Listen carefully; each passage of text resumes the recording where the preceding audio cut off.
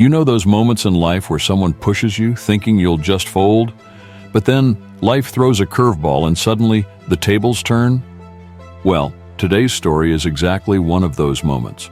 Imagine this: you're on a flight, settled into your own seat, the one you picked and paid for. Then, out of nowhere, someone tells you to move. Not asks, tells. That's what happened to Amara, a professional woman just trying to get from A to B. But what started as an annoying encounter at 30,000 feet turned into something way bigger. Because sometimes when you stand your ground, the universe has a way of rewarding you. But before we dive in, where are you watching from? Let me know in the comments. And hey, if you enjoy real thought-provoking stories like this, hit that like button and subscribe so you never miss a good one. Now, let's get into it. The hum of the airplane engines fills the cabin. Passengers are settling in, some already dozing off, others flipping through in-flight magazines. Naomi Carter, a poised and self-assured corporate consultant, adjusts her bag under the seat in front of her. She picked 14C for a reason: extra leg room, more comfort for the long flight to Chicago. Just as she's about to put on her headphones, a voice interrupts. "Excuse me."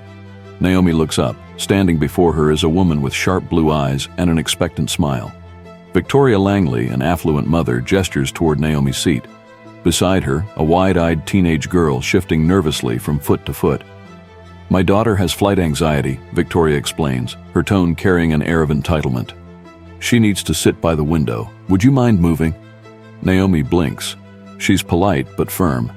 "I'm sorry, but this is my seat. I booked it in advance." The smile on Victoria's face fades.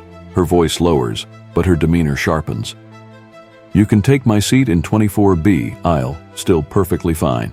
Naomi shakes her head. "I'd prefer to keep the seat I paid for." The shift in Victoria is immediate. Her polite mask cracks, revealing frustration beneath. "Wow," she mutters. "I thought people were more understanding." Passengers nearby are watching now. Naomi feels her face heat up, but she keeps her posture straight. "I understand," she replies, "but I also have the right to sit where I paid to sit." Victoria huffs and storms toward a flight attendant. Naomi exhales. This isn't over. The tension in the cabin thickens. Naomi can feel the weight of eyes on her, watching, waiting. Some passengers pretend to read, others flick through their phones, but she knows. They're all listening. Then, from the aisle, a calm but authoritative voice speaks. "Ma'am?" Naomi looks up to see a flight attendant. Her name tag reads Mia Reynolds, standing beside her row. The woman's expression is pleasant, professional, but Naomi notices the slight hesitation in her stance. She's been here before, too many times. This passenger is asking if you'd be willing to swap seats so her daughter can feel more comfortable. Mia doesn't say it forcefully, just a request, but Naomi can sense the undercurrent of expectation beneath it. Before she answers, her gaze flickers behind Mia, to Victoria. The woman stands there, her arms crossed, smug satisfaction painted across her face. Like she already knows how this will play out, like she's already won. Naomi breathes in slowly. "Not today." "I understand," Naomi replies, voice even, unshaken, "but I booked this seat ahead of time. I'd really like to stay here." A flicker of surprise crosses Mia's face, but she quickly recovers. She nods. "That's absolutely fine." For a second, the cabin is silent. Then the smugness vanishes from Victoria's face like a mask slipping off. Her jaw tightens. "Excuse me, but—" Mia doesn't waver. This time her voice is firmer. "She has every right to keep her seat. You and your daughter will need to sit in your assigned seats." A muffled chuckle comes from a few rows back. A businessman nearby smirks, flipping a page in his newspaper. Naomi doesn't turn, but she feels it, the shift in the air. Victoria's cheeks flush deep red. Her lips purse, her fingers curl into fists, but she doesn't argue further. Instead, with a sharp yank on her daughter's arm, she spins on her heel and stalks back down the aisle. Naomi doesn't relax yet. She knows this isn't over. The plane hums through the sky, slicing through thick clouds. Naomi tries to focus on her book, but the words blur together. Something gnaws at her. She knows Victoria isn't the type to let things go. And then, Mia returns. This time there's no polite smile, just caution. She kneels slightly to be at Naomi's eye level and lowers her voice. "Just a heads up," Mia murmurs. "That woman just filed a complaint against you." Naomi stiffens. "What?" "She told my supervisor you were aggressive, that you used inappropriate language." For a moment, Naomi just stares. Aggressive? Inappropriate? The accusation is so ridiculous, so blatantly false that she almost laughs. But she doesn't, because she knows the weight of those words. Mia's gaze is steady. "Don't worry, I told them what really happened, but just be careful." Naomi exhales slowly. A cold, quiet anger settles in her chest. So this was Victoria's game? If she couldn't force Naomi to move, she'd try to punish her another way. A calculated attack, one that could have real consequences if the wrong person believed it. Naomi glances toward the back of the plane.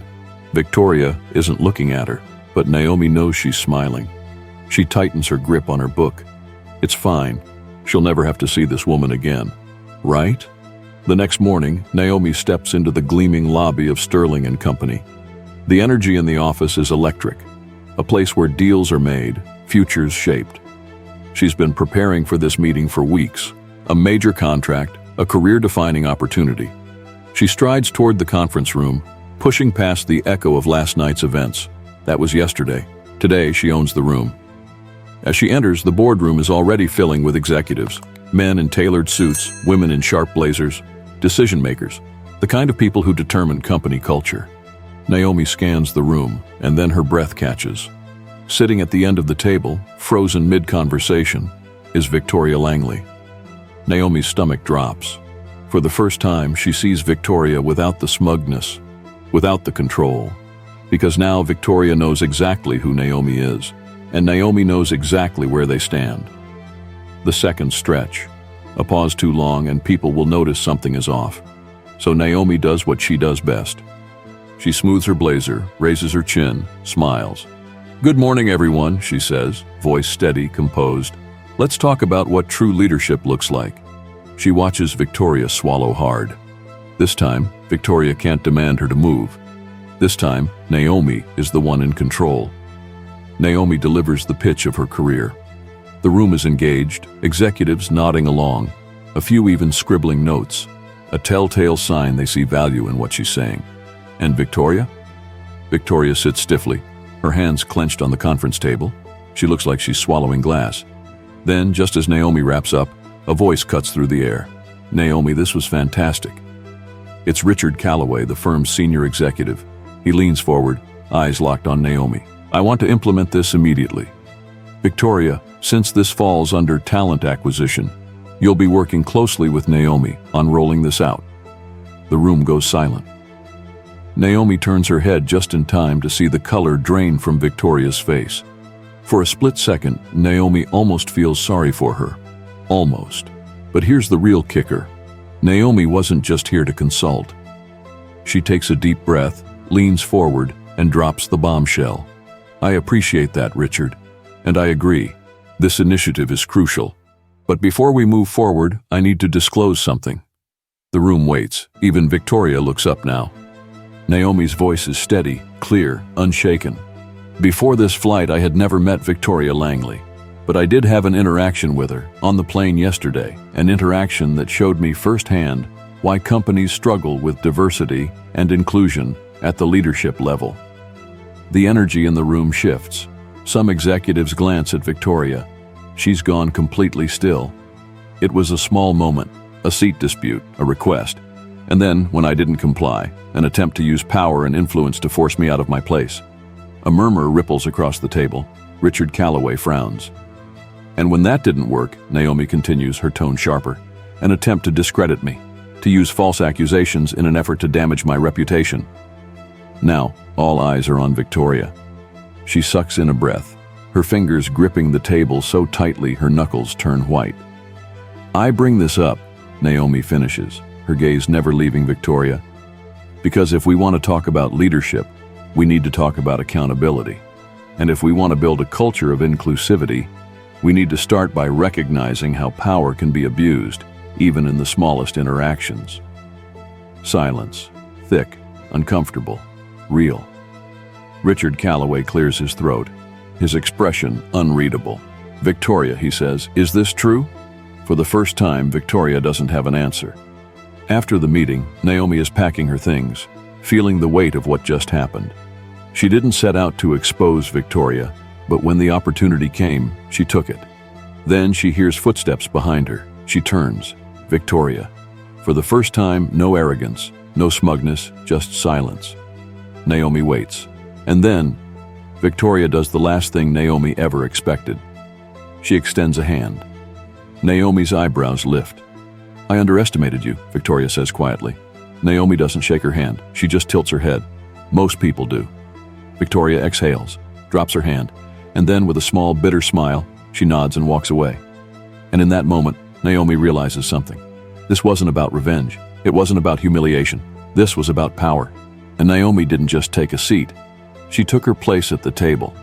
Life has a way of testing us in the most unexpected places. Sometimes, standing your ground in the smallest moments can change everything. Because power isn't just about who holds the title. It's about who holds their integrity. If this story resonated with you, make sure to like, subscribe, and tell me. Have you ever had a moment where the universe flipped the script in your favor? I'll see you in the next one.